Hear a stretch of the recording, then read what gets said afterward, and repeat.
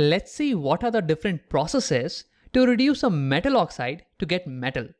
More importantly, let's continue learning about how to extract pure metals from their ores. And we saw that these were the 4 steps. And we already talked about the step number 1 and 2.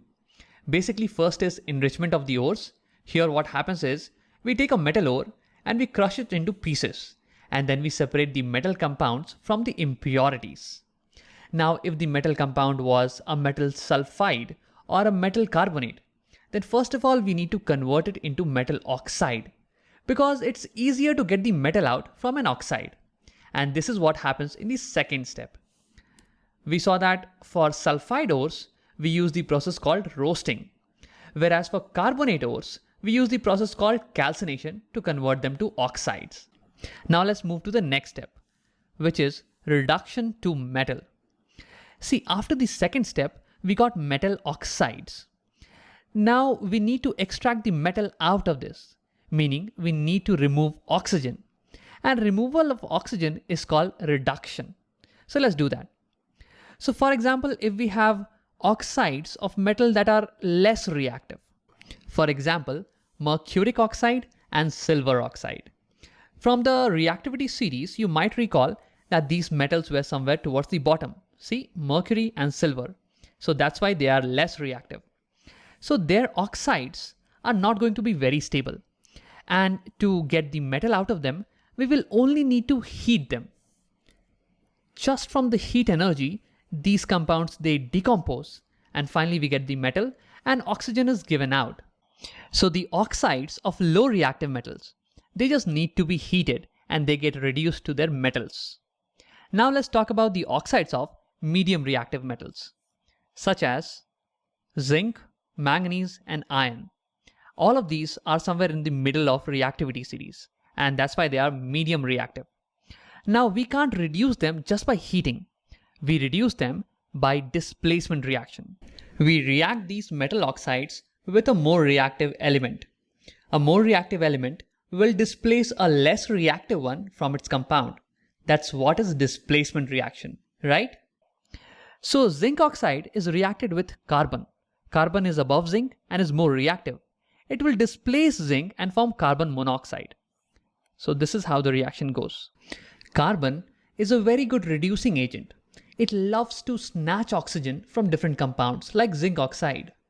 And we get zinc metal reduced. Now in case of manganese dioxide, we react this with aluminium. Aluminium is above manganese and more reactive. It will displace manganese and reduce it. And this is how we get manganese metal. In fact, there is so much heat being given out in this reaction that the manganese metal being generated is made in liquid form. Similarly, in the case of iron oxide, we react this with aluminium. And this reduces the iron oxide to iron. And in this case also a lot of heat is given out, which melts the iron being generated and makes it in liquid form. This reaction is commonly used for the welding of iron equipments, such as in the welding of iron railway tracks. And since this is commonly used, we give it a name. We call this thermite reaction. Okay, so far we have seen how to reduce low reactive and medium reactive metals. Now let's look at how to reduce high reactive metals. For example, sodium, calcium, magnesium, and aluminium. So see, these metals are very reactive. So their compounds are also going to be very stable, very strongly bonded. And it would not be easy to break them apart or reduce them by just heating or by using carbon or other metals. For this, we take the help of electricity. For example, if I take the compound of aluminium oxide, now I have to reduce this, meaning I want to take away oxygen. I want to separate aluminium and oxygen, right? So I will provide electrical energy, and with that, they will break apart. Let's look at an example. So first of all, I will take aluminium oxide in molten state in a container, in liquid state. And the reason why I'm doing it is because after I have provided electricity, these will break into their ions. And the ions can easily flow in a liquid state, right? Now, to pass electricity, I will insert certain electrodes that will be connected to a battery.